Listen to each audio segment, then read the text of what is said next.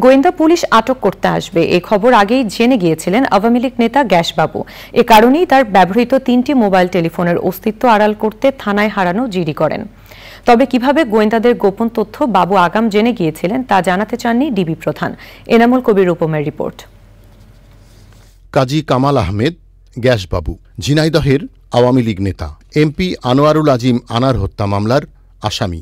প্রথমে ডিবির জালে আটক, পরে গ্রেপ্তার, তারপর পুলিশ রিমান্ড। সে সময় জিজ্ঞাসায় বাবু জানিয়েছিলেন ডিবি কর্মকর্তারা তাকে আটকের নির্দেশ পাওয়ার সঙ্গে সঙ্গে তা জেনে গিয়েছিলেন তিনি। কে বা কারা তাকে জানিয়েছিল, তাদের নাম পরিচয় গোয়েন্দাদের জানিয়েছিলেন বাবু, তবে তা প্রকাশ করেনি ডিবি। বাবু তো আগে থেকেই আজ করতে পেরেছিলেন। বাবু নিজেই বলেছেন আমাদের কাছে যে ডিবি পুলিশ তাকে যে কোনো সময় আনতে পারে, সেটা জানতেন।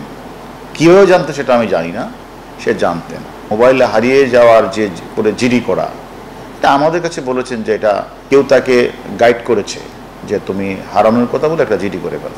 ঝিনাইদহ জেলা আওয়ামী লীগের সাধারণ সম্পাদক সাইদুল করিম মিন্টুকে আনার হত্যা মামলায় গ্রেপ্তার দেখিয়ে আদালতে হাজির করে 8 দিনের রিমান্ডে নিয়ে জিজ্ঞাসাবাদ শুরু করলেও 3 দিনের মাথায় আদালতে হাজির করেন তদন্তকারী ডিবি কর্মকর্তা। তার আবেদনে কারাগারে পাঠানোর নির্দেশ দেন আদালত।